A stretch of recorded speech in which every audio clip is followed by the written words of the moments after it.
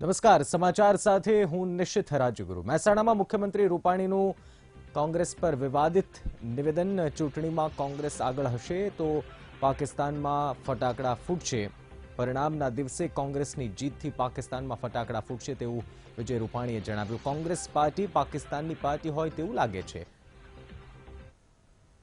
સ્થાપના દિવસના રોજ શુભેચ્છા પાઠવીને ફરી લવ લેટર લખવાની રાજનીતિ કરી રહ્યા છે। ત્યારે વિજયભાઈએ સલાહ આપી હોય તો વડાપ્રધાનને આપે કે લવ લેટર લખવાને બદલે પાકિસ્તાન પર કડકમાં કડક કાર્યવાહી કરે। અને આખા કોંગ્રેસ પક્ષને રાહુલજીએ સ્પષ્ટ કીધું છે કે પાકિસ્તાન સામે, આતંકવાદી સામે જે પણ કડકમાં કડક કાર્યવાહી કરવી હોય એમાં તમામ રીતે કોંગ્રેસ પક્ષનો સંપૂર્ણ ટેકો સૈન્ય અને સરકાર સાથે છે। ત્યારે વિજયભાઈએ ખાલી નિવેદન કરવાને બદલે વડાપ્રધાન શ્રીને સલાહ આપવી જોઈએ કે લવ લેટર ના લખે પણ કડક કાર્યવાહી કરે।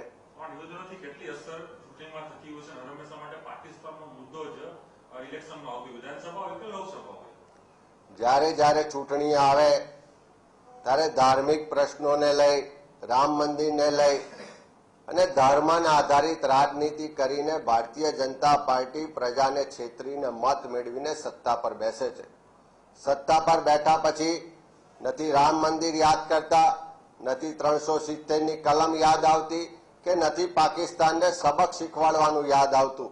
ફરી જ્યારે ચૂંટણી આવે ત્યારે પાકિસ્તાનના નામે, રામ મંદિરના નામે, ધર્મના નામે, જાતિના નામે લોકોને ઉશ્કેરીને મત લેવાનો પ્રયત્ન હંમેશા ભારતીય જનતા પાર્ટીના નેતાઓએ કર્યો છે। પણ આ વખતે ગુજરાત અને દેશની પ્રજા સારી રીતે એમને ઓળખી ગઈ છે। જે પ્રજા સાથે વિશ્વાસઘાત ભાજપે કર્યો છે એ વિશ્વાસઘાતનો જવાબ 2019ની લોકસભાની ચૂંટણીમાં ભારતીય જનતા પાર્ટીને ગુજરાત અને દેશની પ્રજા ચોક્કસ આપશે।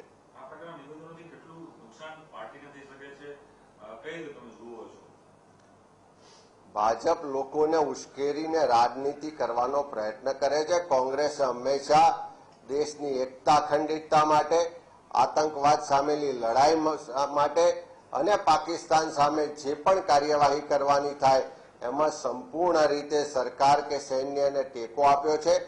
સરકારને મુખ્યમંત્રી શ્રી ખાલી નિવેદન કરવાને બદલે કડકમાં કડક કાર્યવાહી કરીને આતંકવાદનો ખાત્મો બોલાવે એવું આજે દેશની પ્રજા ઈચ્છી રહી છે। અને એ કાર્યવાહી કરવામાં પણ ભારતીય જનતા પાર્ટીના શાસકો નિષ્ફળ રહ્યા છે। માનો છો કે વિજય રૂપાણીએ જે રીતે પ્રહાર કર્યો છે કે પાકિસ્તાનની વિચારધારા સાથે કોંગ્રેસની વિચારધારાને સરખાવી છે, સીધો કોંગ્રેસની વિચારધારા ઉપર પ્રહાર કર્યો છે। મત લેવા માટે લોકોને ઉશ્કેરવો એ ભારતીય જનતા પાર્ટીની વિચારધારા રહી છે, એના કાર્યક્રમો રહ્યા છે। આજે ચૂંટણી આવી છે, લોકોને ઉશ્કેરીને મત લેવા માટે ક્યાંક ને ક્યાંક ધર્મ અને પાકિસ્તાનનો સહારો ભારતીય જનતા પાર્ટી લઈ રહી છે। પણ ગુજરાતની જનતા ખૂબ સમજુ ને શાણી છે।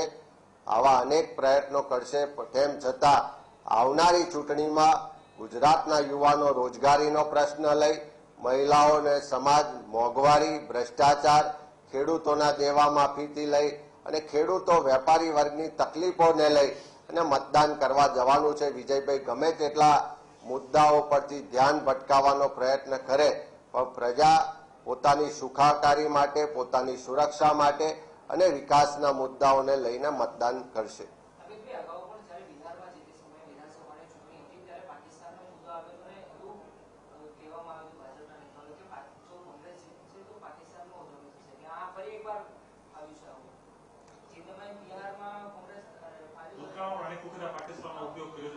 ચૂંટણીઓ આવે ત્યારે પાકિસ્તાનના નામે લોકોને ઉશ્કેરવાનો પ્રયત્ન થાય છે। પણ જ્યારે વડાપ્રધાન શ્રી નરેન્દ્રભાઈ શપથ લે ત્યારે નવાઝ શરીફને આમંત્રણ આપવામાં આવે છે। બિન બોલાયે પાકિસ્તાન જઈને બિરયાની ખાવામાં આવે છે, સાડીને સાલની રાજનીતિ કરવામાં આવે છે અને અત્યારે પણ કડક કાર્યવાહી કરવાને બદલે પાકિસ્તાનને એના સ્થાપના દિવસની શુભેચ્છાના પત્રો લખવામાં આવે છે।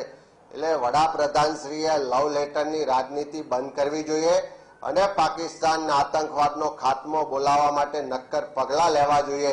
2014ના એમના ભાષણો યાદ કરવા જોઈએ દેશની જનતાને, જે વચન આપ્યા હતા, જે ભાષણ આપ્યા હતા એમાં તો આપ સાંભળી રહ્યા હતા અમિત ચાવડા, જેમણે વિજય રૂપાણીના નિવેદન પર વળતો પ્રહાર કર્યો અને જણાવ્યું કે પાકિસ્તાન પર કડક કાર્યવાહી કરે અને સલાહ જો વિજય રૂપાણીને આપવી હોય તો તેઓ વડાપ્રધાનને સલાહ આપે। લોકસભાની ચૂંટણી પહેલા ભાજપને ફટકો પડ્યો છે। આ તરફ દાદરાનગર હવેલીના ભાજપના આગેવાને અને ભાજપ કિસાન મોરચાના મહિલા સચિવે અંકિતા પટેલે રાજીનામું આપ્યું છે। ભાજપના પ્રાથમિક સભ્યપદેથી અંકિતા પટેલે રાજીનામું આપ્યું। અંકિતા પટેલે લોકસભા ચૂંટણીની ટિકિટ માંગ કરી હતી। ભાજપે ટિકિટ ન ફાળવતા અંકિતા પટેલે રાજીનામું આપ્યું છે। અંકિતા પટેલ લોકસભાની ચૂંટણીમાં અપક્ષ ઉમેદવારી કરી શકે છે। અંકિતા પટેલ દાદરાનગર હવેલીમાં ભાજપના મજબૂત નેતા મનાય છે।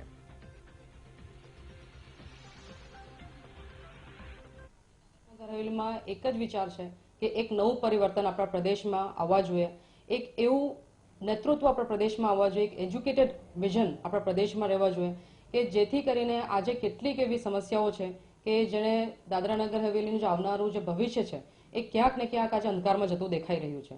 અને એટલા માટે જ લોકોની ડિમાન્ડ છે કે એક અલગ નેતૃત્વ, એક એજ્યુકેટેડ નેતૃત્વ આપણા પ્રદેશને મળે અને આ જે 2019નું જે લોકસભાનું ચુનાવ છે એ કન્ટેસ્ટ કરવાની મેં પૂરી તૈયારી કરી છે। સંવાદદાતા માનવ ઠાકોર ફોન લાઈન પર જોડાયા છે। માનવ, કેટલું મોટું નુકસાન ભારતીય જનતા પાર્ટીને થઈ શકે છે અંકિતા પટેલના રાજીનામાથી?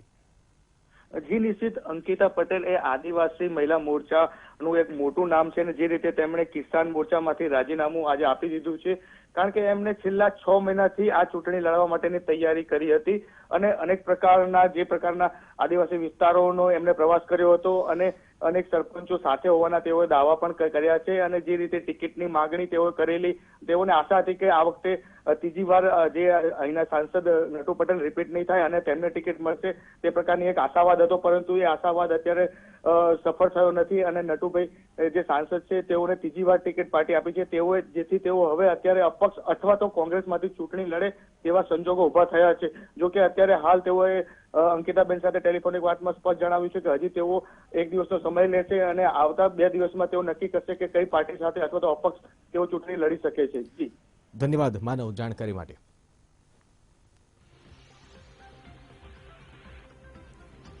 લોકસભા ચૂંટણીને લઈ કોંગ્રેસે પોતાના 10 ઉમેદવારોની 9મી યાદી જાહેર કરી, જેમાં બિહારના 3, જમ્મુ કાશ્મીરના 1, મહારાષ્ટ્રના 4 બેઠકના તથા કર્ણાટક અને તામિલનાડુના 1 ઉમેદવારના નામ જાહેર કર્યા છે। કોંગ્રેસે અકોલા બેઠક પરથી હિદાયત પટેલને મેદાને ઉતાર્યા છે, તો બિહારના કટિહારથી તારીક અનવરને મેદાને ઉતારવામાં આવ્યા છે। આ ઉપરાંત હિંગોલી બેઠક પરથી સુભાષ વાનખેડેને અને તમિલનાડુના શિવગંગા બેઠક પરથી કાર્તિ ચિદમ્બરમને ટિકિટ આપવામાં આવી છે।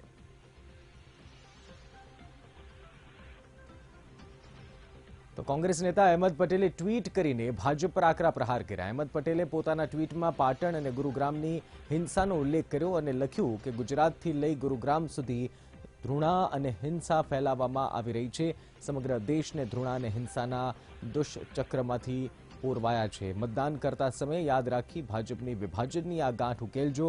મહત્વનું છે કે પાટણમાં થોડા દિવસ પહેલા દલિત યુવકને બેફામ મારવાની ઘટના બની હતી, તો ગુરુગ્રામમાં લઘુમતી પરિવાર પર ગુંડાઓએ મોટો હુમલો કર્યો હતો।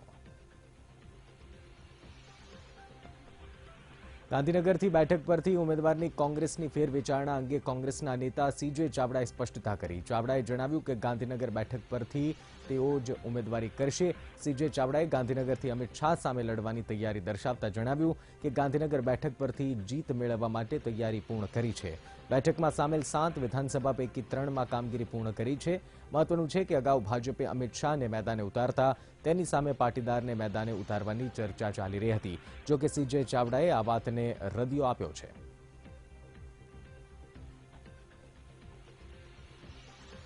ગુજરાત કોંગ્રેસના પ્રભારી રાજીવ સાતવ લોકસભા ચૂંટણી નહીં લડે। રાજીવ સાતવ ગુજરાત પ્રભારી તરીકે ગુજરાતમાં જ પોતાનું ધ્યાન કેન્દ્રિત કરશે। મહત્વનું છે કે રાજીવ સાતવ હાલ મહારાષ્ટ્રની હિંગોલી બેઠક પરથી સાંસદ છે। રાજીવ સાતવ જે સુભાષ વાનખેડેને હરાવીને સાંસદ બન્યા હતા, તે જ સુભાષ વાનખેડેને હિંગોલી બેઠક પરથી કોંગ્રેસે ટિકિટ આપી છે।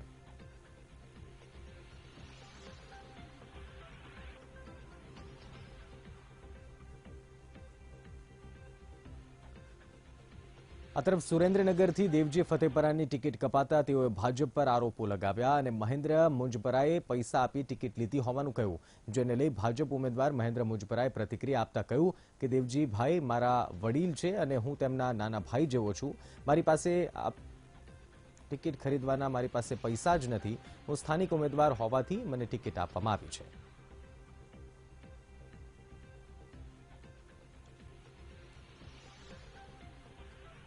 સમાજ મારી સાથે જ છે અને દેવજીભાઈ મારા વડીલ છે અને આ વાત ખોટી છે કે દેવજીભાઈ આવું બીજું બોલે જ નહીં, કારણ કે હું એમના નાના ભાઈ જેવો છું અને હંમેશા એમને મને સહકાર આપે છે, મેં એમને સહકાર હંમેશા આપ્યો.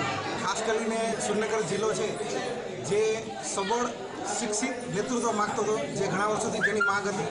અને આ સિવાય હું લોકલ કેન્ડિડેટ જે સ્થાનિક ઉમેદવાર છું. અહીંયા જ મારો જન્મ છે, અહીંયા જ મારું કેળવણી થયેલી છે અને અહીંયા જ હું વર્ષોથી સેવા આપું છું તબીબી ક્ષેત્રે. એટલે આ બધું જોઈને જે પબ્લિકની જે ડિમાન્ડ હતી એ પૂરી કરવા માટે ભારતીય જનતા પાર્ટીએ માનનીય શ્રી નરેન્દ્રભાઈ, માનનીય શ્રી અમિતભાઈ, માનનીય શ્રી વિજયભાઈ રૂપાણી અને માનનીય શ્રી પ્રમુખ શ્રી વાઘાણી સાહેબ આ બધાએ મારા પર પસંદગીનો કળશ ઢોળ્યો છે. એ બધાનો પણ હું આભાર માનું છું. સાથે સુરેન્દ્રનગરમાં ભાજપમાં આંતરિક વિખવાદ ઉભો થયો. લોકસભા બેઠક પરથી મહેન્દ્ર મુંજપરાને ટિકિટ અપાતા દેવજી ફતેપરા નારાજ થયા. દેવજી ફતેપરાએ પક્ષ છોડવા સુધીની વાત કહી છે. ત્યારે આ મામલે દેવજી ફતેપરાએ જણાવ્યું કે ભાજપમાં જૂથવાદ છે, ભાજપમાં સેન્સની પ્રક્રિયા માત્ર એક નાટક છે. તો કુંવરજી બાવળિયાને લઈને કહ્યું કે કુંવરજી બાવળિયાને સમય આવે ખબર પડશે. કુંવરજી બાવળિયાના ભાજપમાં આકરા દિવસો આવવાના બાકી છે. ધનજીભાઈ પટેલે રૂપિયાના જોરે બધું ગોઠવ્યું છે. જયંતિભાઈ કવાડિયા અને આ બધા એક છે. સમાજમાં હોય એવા આ લોકોને નેતા ગમતા નથી. એને તો એવા નેતા જોઈ કે જે આટાને જે લેવા છે એને આ ધનજીભાઈ ને જયંતિભાઈ એમ કહી છે કે અહીં બેસી જા એટલે બેસી જવાનું, એમ કે ઊભો થા એટલે ઊભો થવાનું. એવા નેતા એને જોઈ છે. અને હું એ મહિલો નેતા નથી. 85% મારી સેન્સ હતી, 95% આઈબી રિપોર્ટ મારા હતા. માત્ર આ ધનજીભાઈ અને જયંતિભાઈ કવાડિયાના હિસાબે મારી ટિકિટ કપાણી છે. સમાજ એમ કહે છે કે આને હરવવો છે એટલે મારી પૂરેપૂરી તાકાત લગાડીને અને હરવી દઈશ. સમાજ કહે છે તો સમાજ કે પછી હું લીડનું કહું ને આગામી સમયમાં દેવજીભાઈ ભાજપમાંથી રાજીનામું આપશે જો સમાજ કહેશે તો? સમાજ કહેશે તો રાજીનામું આપી દેશે. દેવજી ફતેપરાએ ધનજી પટેલ પર રૂપિયા આપીને ટિકિટ ખરીદવાનો આરોપ લગાવ્યો. તો આ મામલે ધનજી પટેલે પ્રતિક્રિયા આપી. શું કહ્યું ધનજી પટેલ? આવો સાંભળ્યું. બેસે ને ત્યાં ભાઈ હાઈકમાન્ડ છે એ નક્કી કરે ટિકિટ કે એવી રીતે કઈ કોઈ રૂપિયા આપે. ભારતીય જનતા પાર્ટી કોઈ બેકાર પાર્ટી નથી કે રૂપિયા આપે ટિકિટ આપી દે. એ કઈ ટિકિટ વેચવાવાળી પાર્ટી નથી. દેવજી ફતેપરા 2007ની ચૂંટણી પહેલા ભાજપમાં હતા. 2007માં બળવો કરીને કોંગ્રેસમાં જોડાયા અને ચૂંટણી લડ્યા. 2007માં કોંગ્રેસે ફતેપરાને હળવદ બેઠકના ઉમેદવાર બનાવ્યા. ફતેપરા 2007માં જયંતિ કવાડિયાને હરાવીને ધારાસભ્ય બન્યા. 2007 થી 2012 વચ્ચે ફતેપરા ધારાસભ્ય રહ્યા. નવા સીમાંકન પ્રમાણે હળવદ બેઠક ધ્રાંગધ્રામાં ભળી ગઈ. 2012ની વિધાનસભાની ચૂંટણી નવા સીમાંકન પ્રમાણે થઈ હતી. 2012માં ફતેપરાને કોંગ્રેસે ચોટીલાની ટિકિટ આપી. 2012માં શામજી ચૌહાણ સામે ફતેપરા હારી ગયા. 2013માં ફતેપરાએ ફરી પલટી મારી અને કોંગ્રેસ છોડી દીધી. 2013માં ભાજપમાં પ્રવેશેલા ફતેપરાને ભાજપે લોકસભા લડાવી. 2014માં સોમાભાઈ પટેલ સામે ભાજપે ફતેપરાને ઉતાર્યા. સોમાભાઈને હરાવી ફતેપરા સુરેન્દ્રનગરથી ભાજપના સાંસદ બન્યા. 2019 સુધી ફતેપરા સાંસદ રહ્યા અને તેમની ટિકિટ હવે કપાઈ ચૂકી છે. 2019ની ચૂંટણી માટે ભાજપે ફતેપરાને સ્થાને ડોક્ટર મુંજપરાને ઉમેદવાર બનાવ્યા છે. ભાજપના સાંસદ દેવજી ફતેપરાની ટિકિટ કપાતા તેઓ નારાજ છે. ત્યારે દેવજી ફતેપરાની નારાજગી મામલે મુખ્યમંત્રી વિજય રૂપાણીએ પોતાની પ્રતિક્રિયા આપી. રૂપાણીએ જણાવ્યું કે દેવજીભાઈને ટિકિટ ના મળી એટલે તેઓ દુઃખી હોય તે સ્વાભાવિક છે, પરંતુ અમને વિશ્વાસ છે કે દેવજીભાઈ પણ પાર્ટીના કામમાં લાગી જશે, કારણ કે કાર્યકર્તાઓની માંગ મુજબ ટિકિટ અપાતી હોય છે.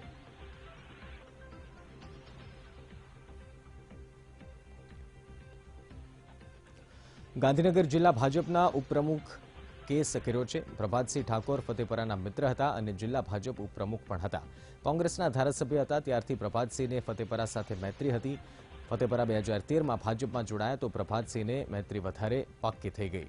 પોતાની ટિકિટ મળે તો પ્રભાતસિંહે તેમને મદદ કરવી તેવી હૈયાધારણા પણ મેળવી. ભાજપે ફતેપરાને સુરેન્દ્રનગરની ટિકિટ આપી તો પ્રભાતસિંહે 10 લાખ ઉધાર આપ્યા.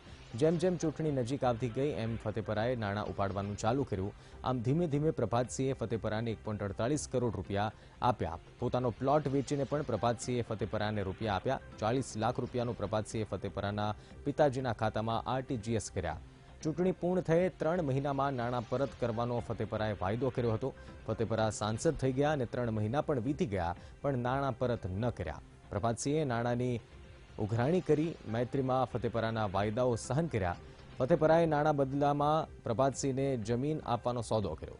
ફતેપરા નાણાં પરત કરે એટલે પ્રભાતસિંહે એ જમીન પરત કરી દેવાની તેવું નક્કી થયું. ફતેપરા અને તેમના ડ્રાઈવરની સહી સાથે જમીનના કાગળ પ્રભાતસિંહને સોંપ્યા. જમીન સોંપ્યા પછી પણ વાયદો ન પાળતા ફરી પ્રભાતસિંહે નાણાં માંગ્યા. પ્રભાતસિંહના દબાણના કારણે ફતેપરાએ 1.48 કરોડનો ચેક આપ્યો. 25 દિવસ સુધી એ ચેક ભરવા માટે ફતેપરાએ પ્રભાતસિંહને રોકી રાખ્યા.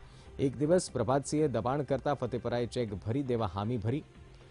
ચેક રિટર્ન થયો. પ્રભાતસિંહે બેંકમાં તપાસ કરી તો ચોંકાવનારા કારણ મળ્યા. જે ખાતાનો ચેક હતો તે ખાતું જ ફતેપરાએ થોડા દિવસ પહેલા સ્ટોપ કરાવી દીધું હતું. ફતેપરાએ કોઈને 10 લાખનો જે ચેક આપી શકે જેના સામે તેમણે 1.48 કરોડનો ચેક આપ્યો હતો. ચેક બાઉન્સ થતા પ્રભાતસિંહે ફતેપરા સામે કોર્ટમાં કેસ દાખલ કરી દીધો. કોર્ટે વારંવાર સમન્સ બજાવ્યા પરંતુ ફતેપરા કોર્ટમાં હાજર જ ન રહ્યા. કોર્ટે વોરંટ પણ કાઢ્યું છતાં ફતેપરા કોર્ટમાં હાજર રહ્યા ન હતા. ફતેપરા પર મિત્ર સાથે વિશ્વાસઘાતનો કેસ છે જે કોર્ટમાં ચાલી રહ્યો છે.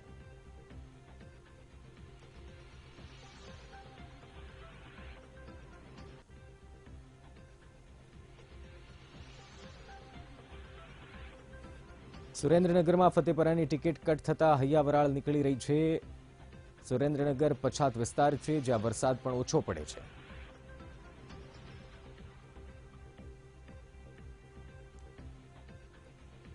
લોકસભા મત વિસ્તારમાં સમસ્યાઓનો પાર નથી.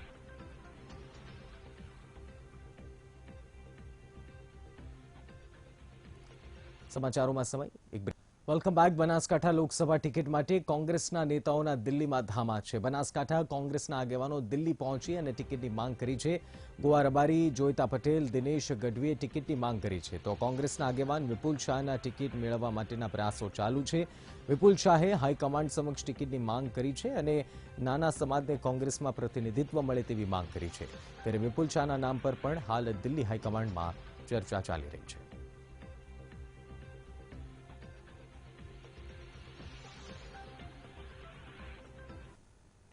ગુજરાતમાં ઉમેદવારોની યાદીની જાહેરાતને લઈ મુખ્યમંત્રી વિજય રૂપાણીએ નિવેદન આપ્યું. સીએમ રૂપાણીએ કહ્યું કે પાર્ટી તૈયાર છે.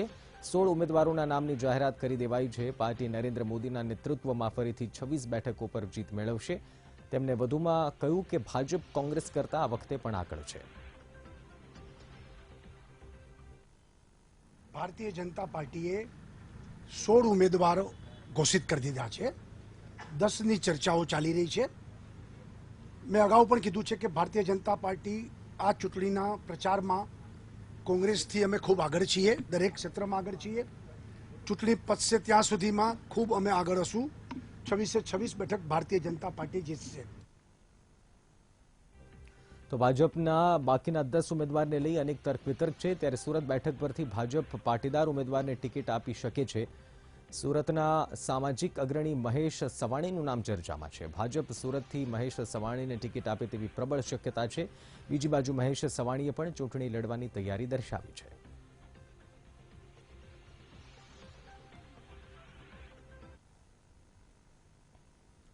સમાચારોમાં સમય વધુ એક વિરામનો.